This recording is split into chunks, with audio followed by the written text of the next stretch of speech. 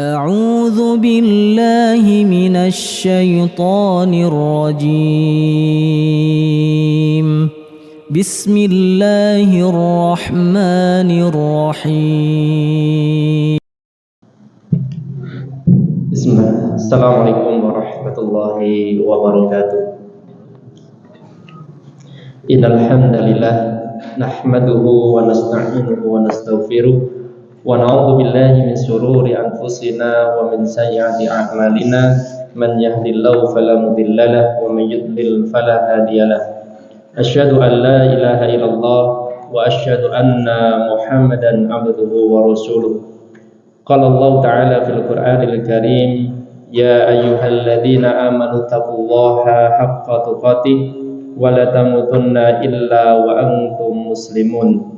Ya ayyuhan nasu taqu rabbakumul ladzi khalaqakum min nafsin wahidah wa khalaqa minha zawjaha wa batha minhuma rijalan katsiran wa nisaa'a wattaqullaha alladzi tasaaluna bihi wal arham innallaha kana 'alaikum raqiba.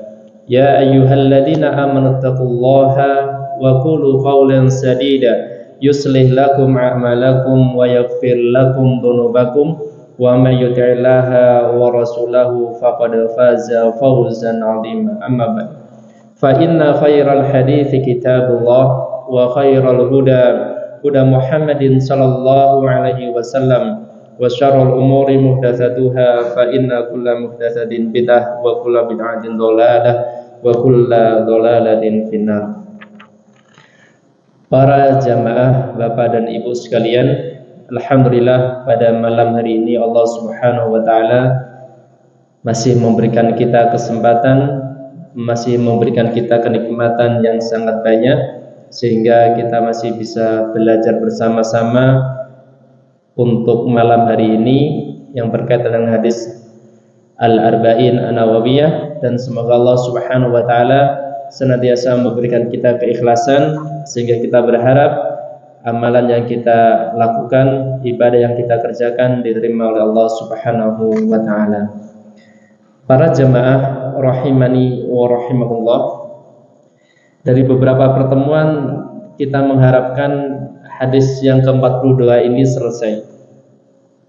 Ya, hadis 42 ini selesai dan semoga pada malam hari ini selesai sampai khatimah, sampai penutup, dan nanti kita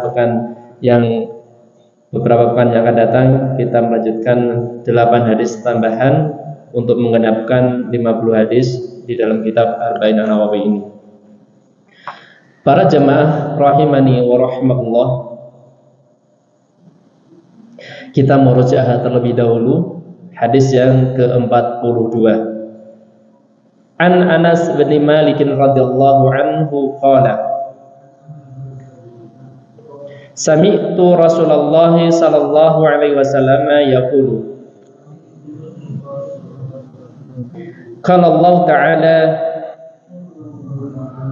ya bani Adam, innaka ma da'utani wa rajautani ghafartu laka ala ma kana minka wala ubadi. Ya bani Adam, law balaghat dunubuka ananas samai thumma astaghfartani ghafartu lak. Ya bani Adam, innaka law ataitani bi qurabil ardi qadaya thumma lakitani la tusyriku bi syai'an la ataituka bi qurabiha maghfiratan. Rawahu Tirmidzi wa qala hadisun hasanun shahih. Bapak dan Ibu sekalian, tidak henti-hentinya hadis ini adalah dinamakan penutup yang sangat indah. Sebagaimana di dalam acara biasanya ada pembukaan yang indah, ada penutup yang indah. Sehingga di hadis 42 ini Imam Nawawi menghadirkan, menulis hadis tentang luasnya ampunan Allah Subhanahu wa taala beliau ingin menutup kitab beliau dengan penutupan yang indah. Sebagaimana kita sangat memerlukan ampunan dari Allah Subhanahu wa taala. Para jamaah rahimani wa rahmatullah, pada pertemuan yang lalu kita sudah membaca sampai faedah yang ke-16, dan diantaranya adalah bagaimana kita mengenal keutamaan tauhid, bagaimana keutamaan tauhid. Dan ini sebuah nikmat yang besar bagi kita semuanya, yang mana itu adalah mahal bagi yang merasakan betapa nikmatnya nikmat tauhid ini. Ya, salah satunya kenapa? Kalau orang yang bertauhid, dosanya akan terampuni. Dalilnya apa? Dalilnya hadis yang ke-42 ini, ya, bahwa sebanyak apapun dosa kita, selama kita datang pada Allah Subhanahu wa taala tidak menyekutukan dengan sesuatu apapun, dosa kita akan diampuni oleh Allah Subhanahu wa taala. Dan ciri orang yang bertauhid apa? Selalu berharap dan berdoa kepada Allah Subhanahu wa taala. Masya Allah, ya. Ini adalah sebuah kenikmatan bagi kita semuanya. Kemudian pertemuan yang lalu juga kita sudah menjelaskan bagaimana bahayanya lawan dari tauhid apa? Kesyirikan. Salah satu saja apa? Bahayanya orang yang melakukan kesyirikan. Satu saja. Ya, amalannya terhapus. Karena niat ibadah harus ada dua, ikhlas dan ittiba. Kalau orang bersyirik, melakukan kesyirikan, berarti dia tidak ikhlas. Ya, karena ibadahnya diperuntukkan pada selain Allah Subhanahu wa taala. Makanya sangat bersyukur Bapak Ibu sekalian. Ya, semoga ini Allah berikan sampai kita menghadap Allah Subhanahu wa taala, supaya kita tidak terjatuh di dalam kesyirikan ini. Ya, kita khawatir Allah Subhanahu wa taala menguji kita semuanya, ya, terus Allah memberikan musibah seperti ini. Berarti dua faedah nih, ya, ini sangat penting sekali. Ya, keutamaan tauhid dan bahayanya kesyirikan.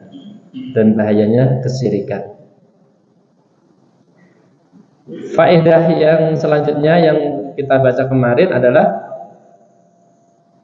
targhibu fi du'a wa istighfar. Motivasi kepada kita semuanya untuk senantiasa berdoa pada Allah Subhanahu wa taala dan beristighfar. Ini motivasi memberikan kita semangat untuk senantiasa berdoa dan istighfar. Kenapa Bapak Ibu sekalian? Kalau kita lihat dari hadis 42 tadi, ya benar ada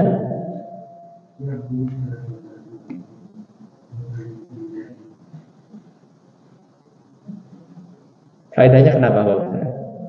Wahai anak Adam, seandainya engkau senantiasa berdoa dan berharap kepadaku, aku akan mengampunimu atas apa yang telah engkau kerjakan, dan aku tidak mempedulikan seperti apa yang engkau lakukan itu. Berarti ini di sini faedahnya untuk senantiasa berdoa dan beristighfar kepada Allah Subhanahu wa taala. Kenapa Bapak dan sekalian? Kalau kita diperintahkan untuk banyak beristighfar, kenapa?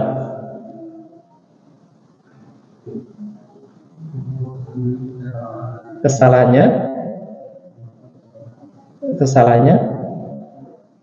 sangat banyak. Di sini digambarkan seperti apa kesalahan kita. Setinggi langit. Padahal kita tidak tahu seberapa tingginya langit itu, dan sepenuh bumi. Masya Allah, nih. Makanya kita diperintahkan untuk senantiasa beristighfar pada Allah Subhanahu wa taala. At-targhib fi du'a wa istighfar.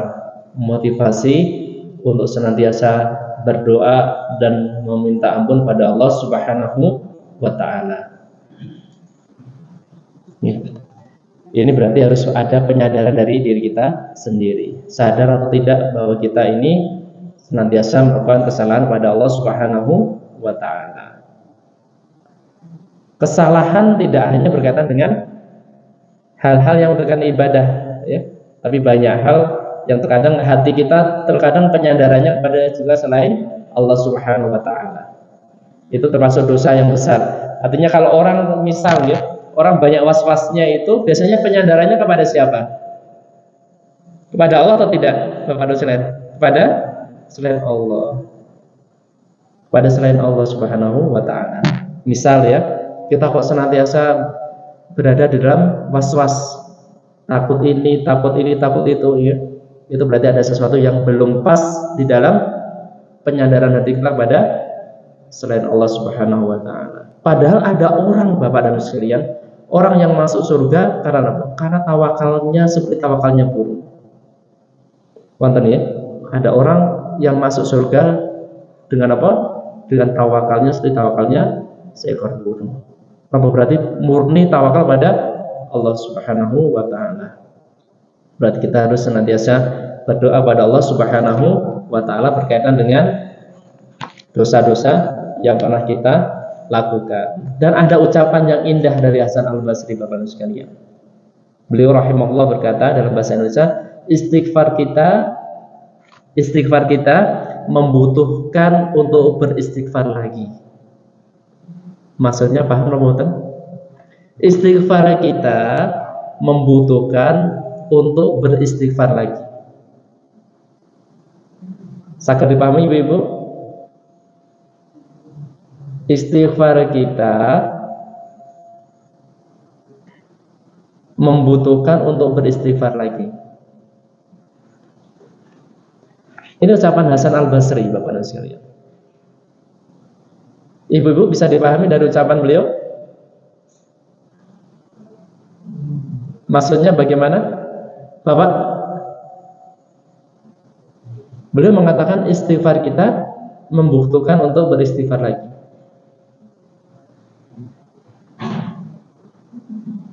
Kan orang sekarang kadang mungkin kalau sudah istighfar berarti sudah melakukan ya bertobat dan banyak melakukan kebaikan. Tapi beliau di zaman beliau mungkin lebih dari 15 abad yang lalu mengatakan istighfar kita membutuhkan istighfar lagi.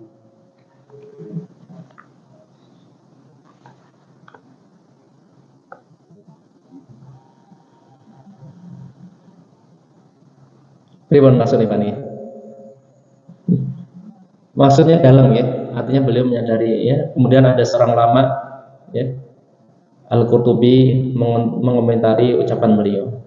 Di zaman beliau saja yang masih terjaga banyak dari maksiat yang sedikit, beliau mengomentari seperti itu, apalagi pada zaman sekarang ini. Pada zaman sekarang yang tentunya kita merasakan banyak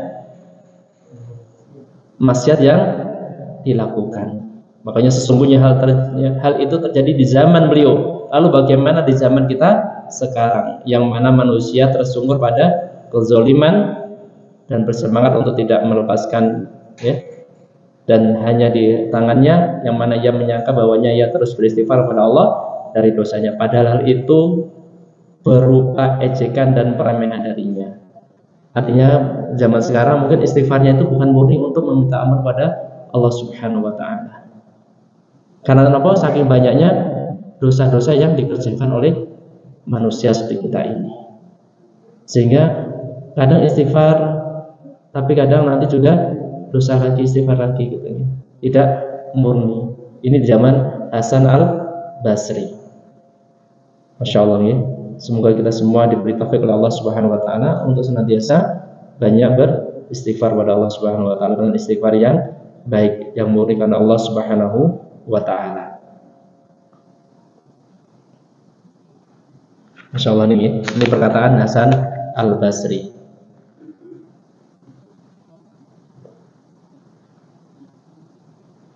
Bapak dan Ibu sekalian, kenapa pentingnya kita beristighfar ini ya? Dalam sebuah hadis Bapak dan Ibu sekalian, qala iblis wa azinika ya rabb la azalu aqwi ibadaka madamat aw wajadtum fi ajzabihim. Qala Allah ta'ala wa izzini wa jalani la azalu aghfiru lahum mastaghfaruni. Ini musuh kita berkata, Bapak sekalian, untuk senantiasa kita beristighfar. Iblis berkata, dan demi kemuliaan-Mu wahai Rabb, saya terus akan menyesatkan hamba-Mu selama ruh mereka di kandung badan. Selama ruh kita berada di kandung badan. Berarti yang menyesatkan siapa? Iblis. Ini janji mereka untuk menyesatkan kita semuanya. Makanya Bapak sekalian, kita kadang kan berbuat baik sedikit, nanti apa? Maksiat lagi, baik maksiat terusnya. Kemudian Allah Subhanahu wa taala berfirman, dan dengan keperkasaanku dan kemuliaanku aku akan terus mengampuni mereka selama mereka memohon ampun kepadaku. Insyaallah ya. Ini iblis senantiasa menggoda kita. Allah Subhanahu wa taala sudah menyiapkan ampunan buat kita selama kita meminta ampun pada Allah Subhanahu wa taala.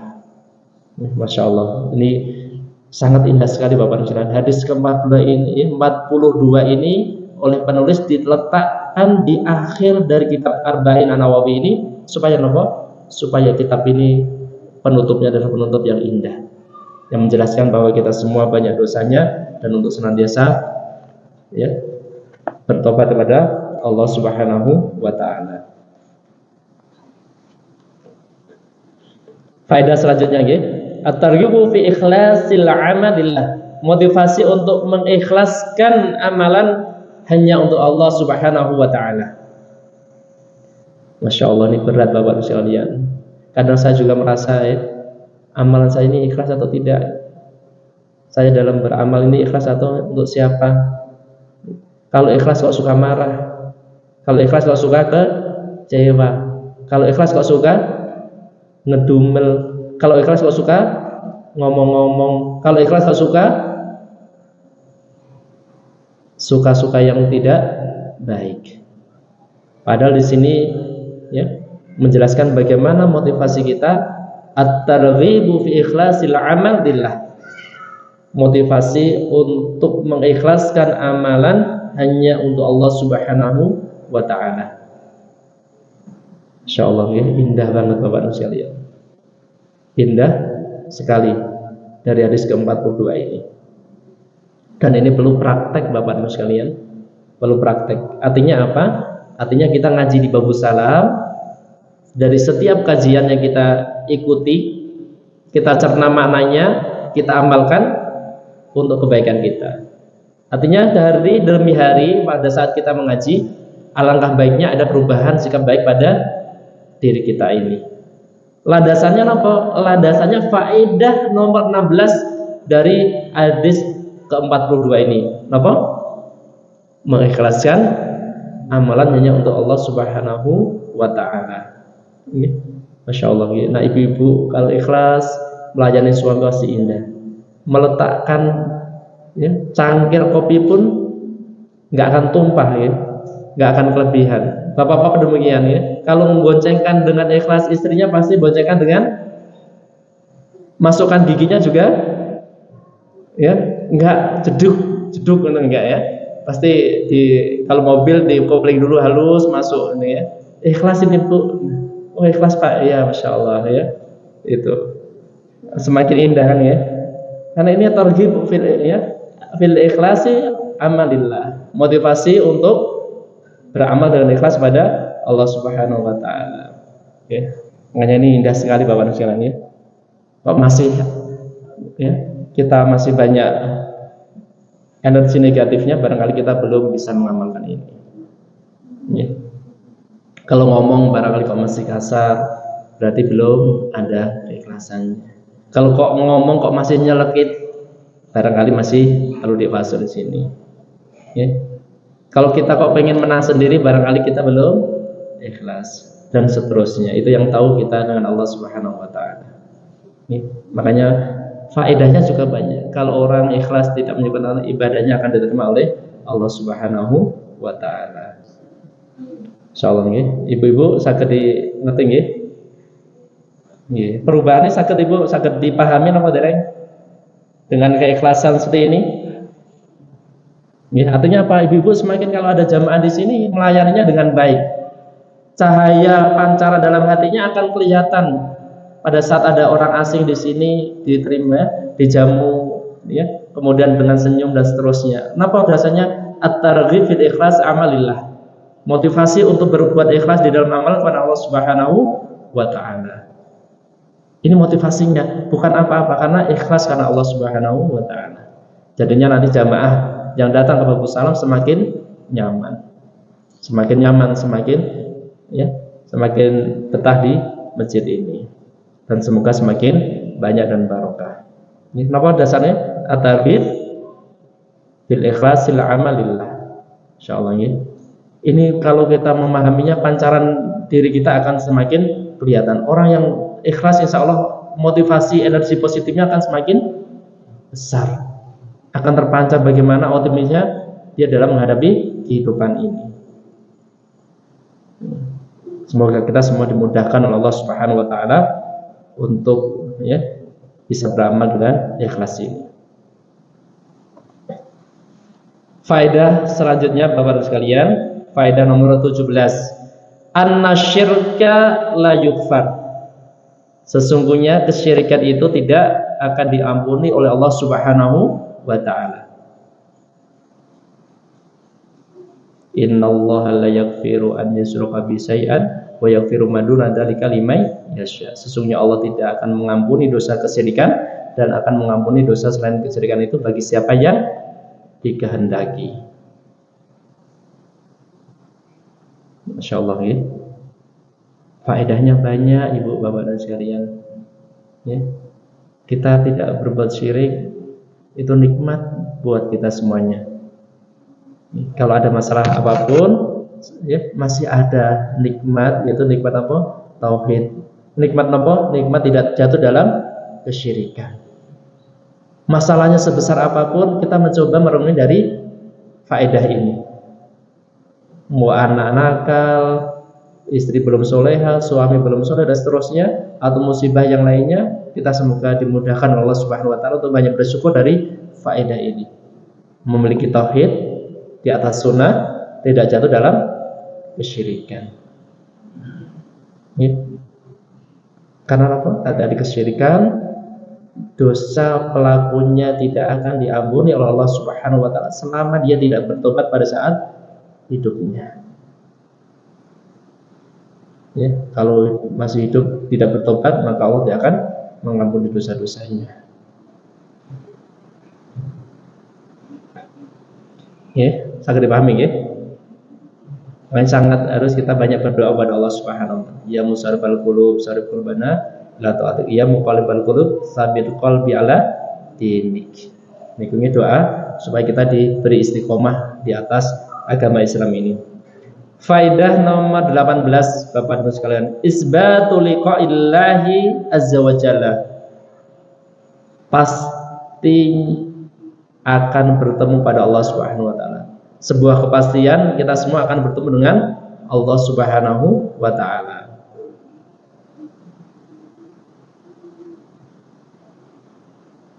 Semua akan bertemu pada Allah Subhanahu wa taala. Ya Allah, semoga kita dimudahkan ya persiapan untuk menghadap Allah Subhanahu wa taala. Isbatu liqa'illahi azza wa jalla. Wahai anak Adam, seandainya engkau mendatangiku dengan dosa sebanyak bumi, sepenuh bumi, ya, kemudian engkau mendatangi dalam keadaan tidak menyekutukanku, maka akan mengampuni, membawa ya, mendatangkan ampunan sebanyak atau sepenuh bumi itu juga. Ini adalah dalilnya bahwa kita semua akan bertemu pada Allah Subhanahu wa taala, akan mempertanggungjawabkan amalan kita pada Allah Subhanahu wa taala. Insyaallah ya.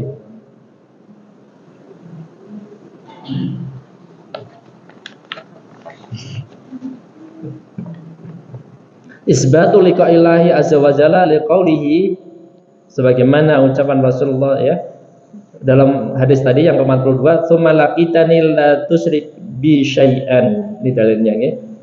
Kemudian engkau mendatangiku dalam keadaan tidak membawa dosa kesyirikan pada siapapun.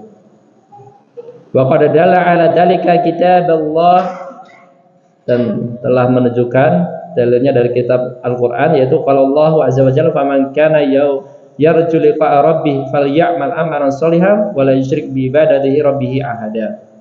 Barang siapa yang mengharapkan perjumpaan dengan Tuhannya, maka hendaklah dia falyamal amalan sholihan, maka hendaklah dia beramal kebaikan. Berarti Bapak Ibu sekalian, kalau kita ingin berjumpa dengan Allah Subhanahu wa taala, kita harus beramal kebaikan. Wala yusyriku bi ibadati rabbih ahadan, dan janganlah mereka menyekutukan Allah Subhanahu wa taala dengan sesuatu apapun. Insyaallah ya.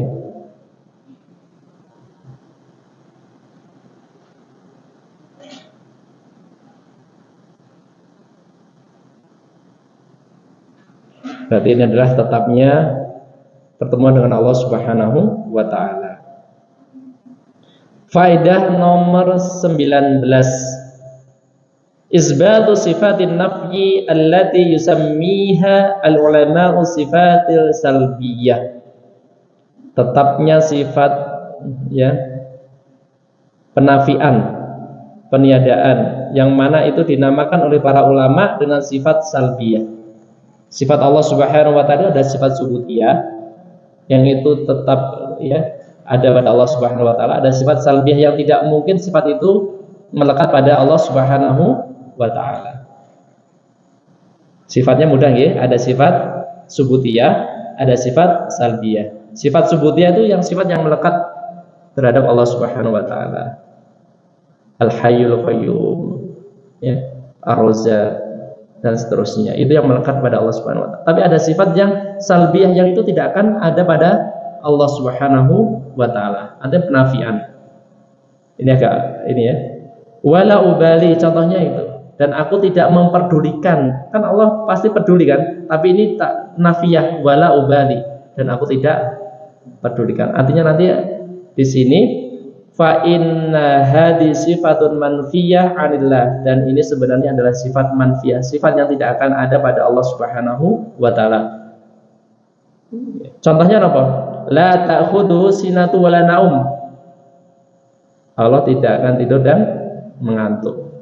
Allah tidur atau tidak? Mengantuk tidak? Berarti itu sifat salbiyah, sifat yang tidak akan ada pada Allah Subhanahu wa taala. Fungsi ini apa Bapak sekalian? Ada sifat salbiyah ini, fungsinya adalah menunjukkan kesempurnaan sifat sebaliknya.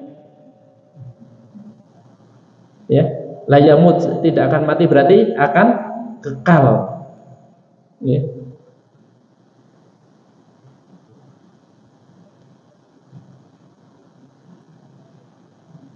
Wa tawakkal 'alal hayyil ladzi la yamut, dan bertawakallah pada yang maha hidup, yang mana dia tidak akan mati, maksudnya gitu ya. Yamut kan itu tidak akan ada pada Allah Subhanahu wa taala. Berarti al-hayyul ya, maha hidup. Itu untuk penetapan sebaliknya. Sifat yang difungsikan untuk menentukan, menggambarkan kesempurnaan lawan dari sifat tadi. Sangat dipahami ya? Sangat dipahami benar. Sifat salbiyah itu sifat yang tidak mungkin melekat pada Allah Subhanahu wa taala. Ya, penafian. Fungsi ini apa? Fungsinya adalah untuk menjelaskan kesempurnaan kebalikan dari sifat salbiyah itu. Contohnya lalu apa? La yamut. Itu kan sifat yang ya, mati itu kan tidak ada pada Allah Subhanahu wa taala. Berarti lawan dari mati apa? Hidup, maha hidup, ya. Itu berarti kesempurnaan sifat sebaliknya. Ya.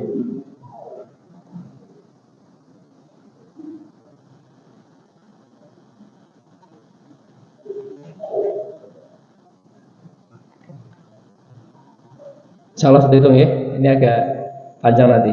Faedah nomor 20. Faedah terakhir. Bara'atul ikhtitami. Bara'atul khitami.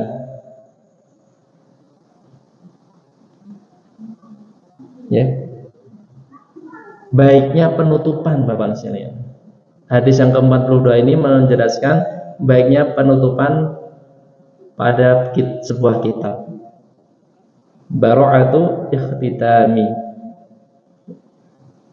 Baiknya sebuah penutupan, ya kan 42 sudah selesai dan oleh penulis membawakan hadis yang tentang luasnya ampunan dari Allah Subhanahu wa taala. Faedahnya apa? Faedahnya menjelaskan bagusnya penutupan kitab Arba'in An-Nawawi ini. Karena ditutup dengan sebuah hadis yang indah yang menjelaskan tentang luasnya ampunan dari Allah Subhanahu wa taala.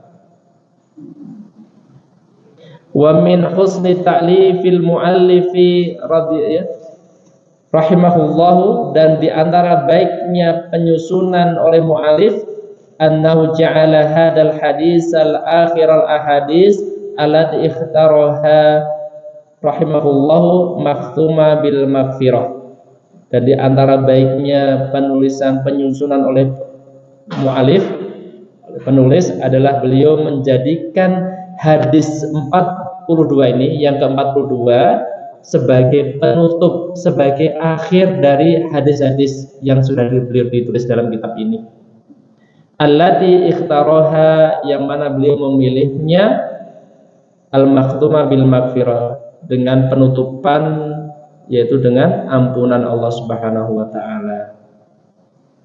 Wa hada yusamma 'indal balaghiyina bara'ata ikhtitami, dan ini dinamakan dalam ulama-ulama balaghah dinamakan bara'ah ikhtitam, yaitu penutup yang baik. Wa hunaka ma yusamma bara'ata iftitahi, dan di sana juga ada pembuka yang baik. Ada penutup yang baik, ada pembuka yang baik. Contohnya kalau serah terima manten, jadi kan bersang ya. Kalau orang Jawa kan biasanya apa? Kata-katanya apa? Serah terima manten berapa? Kan pakai kata-kata yang bagus gitu. Ya seperti itu ya.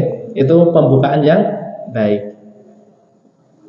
Wa hunaka man yusamma bara'at iftitahi fa idaftaha al-insanu kitabahu bima yunasibul mawdu'a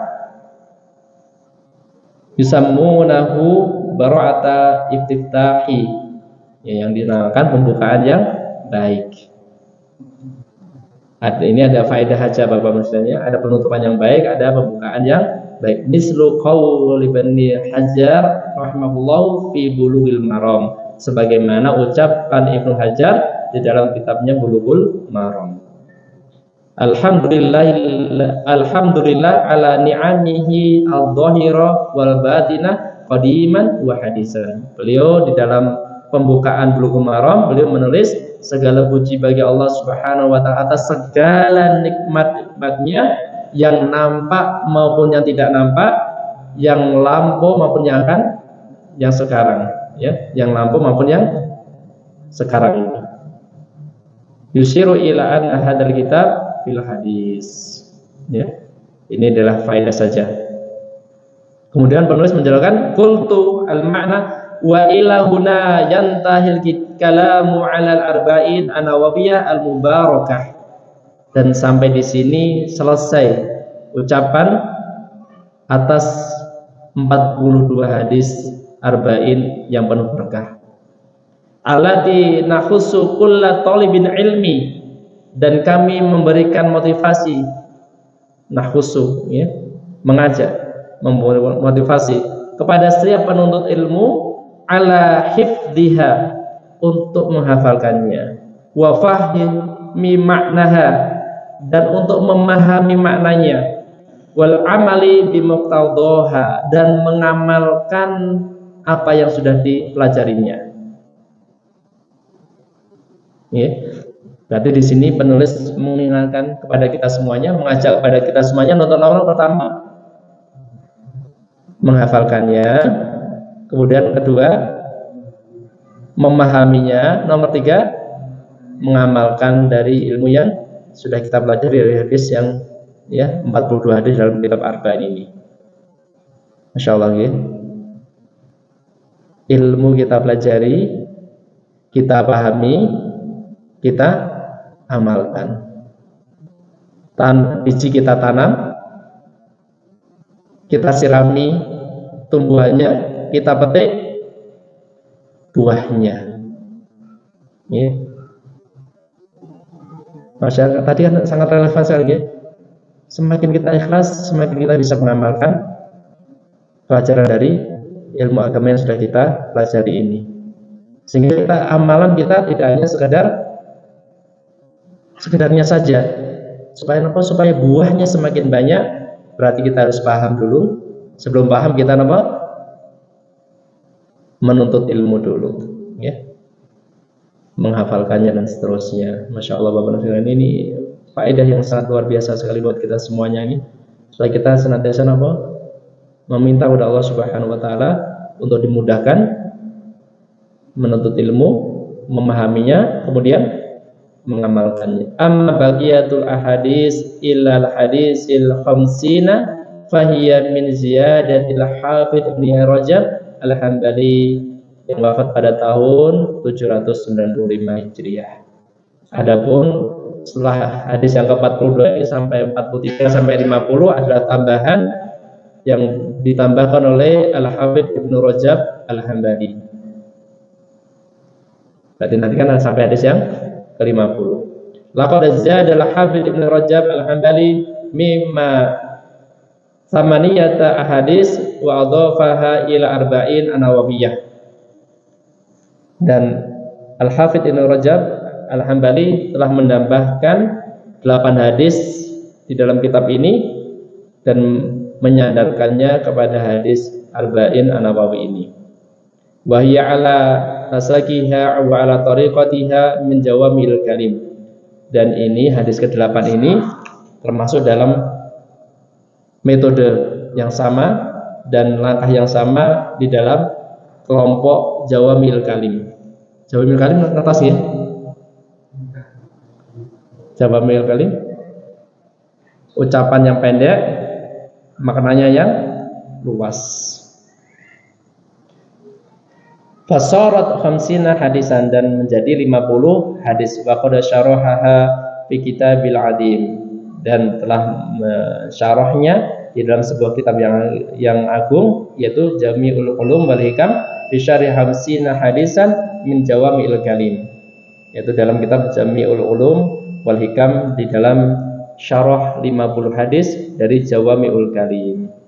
Ini ya, hadis yang ke-42 sudah selesai Bapak Ibu sekalian. Insyaallah nanti berarti kita tinggal 8 hadis lagi yang ditambahkan oleh Al-Hafidz Ibnu Rajab Al-Hambali di dalam kitab Arba'in An-Nawawi ini.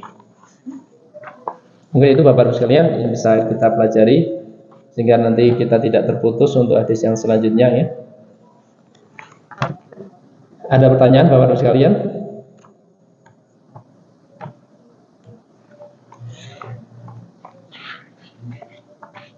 Insyaallah tidak ya. Berarti Adidi barangkali mau ini. Berarti faedah yang agung dari hadis ke-42 ini Bapak Ibu sekalian, salah satunya apa tadi? Bahwa kesyirikan tidak akan diampuni oleh Allah Subhanahu wa taala. Kesyirikan tidak akan diampuni oleh Allah Subhanahu wa taala selama orang yang melakukannya tidak tobat selama hidupnya. Ya. Sampai mati kalau tidak bertobat tidak akan diampuni oleh Allah Subhanahu wa taala. Ya. Makanya ini sangat penting sekali buat kita. Loh, nanti kadang kan nenek moyang kita berbuat syirik. Kira-kira ada pengaruhnya tidak Bapak Ibu sekalian buat kita semuanya? Ibu-ibu ada nenek moyangnya yang berbuat syirik apa buatan?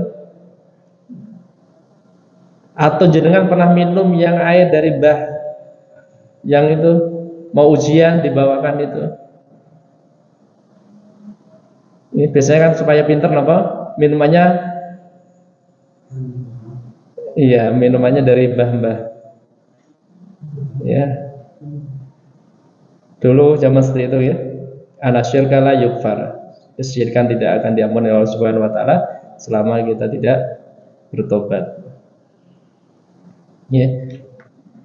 Ya, semoga Allah Subhanahu wa taala senantiasa memberkati kita semuanya, dan semoga Allah Subhanahu wa taala senantiasa menerima amal kita semuanya, dan semoga Allah Subhanahu wa taala selalu menjaga kita semuanya di atas ketauhidan, di atas sunnah Nabi Muhammad SAW, di atas jalannya para sahabat, para tabi'ut tabi'in, dan semoga Allah Subhanahu wa taala senantiasa memberikan kita keberkahan, dan semoga Allah Subhanahu wa taala senantiasa mengampuni dosa-dosa kita semuanya, dan semoga Allah Subhanahu wa taala senantiasa memudahkan segala urusan kita, dan semoga Allah Subhanahu wa taala memasukkan kita semua ke dalam surganya, dan kita bisa melihat wajahnya Allah Subhanahu wa taala beserta kepada kenikmatan-kenikmatan yang lainnya. Mungkin itu Bapak Ibu sekalian yang bisa kita bahas pada malam hari ini, dan semoga Allah Subhanahu wa taala memberikan kita keikhlasan. Kita tutup dengan doa kafaratul majelis.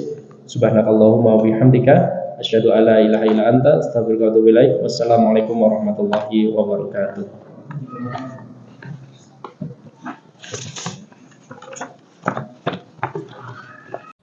لئن شكرتم لأزيدنكم ولئن كفرتم إن عذابي لشديد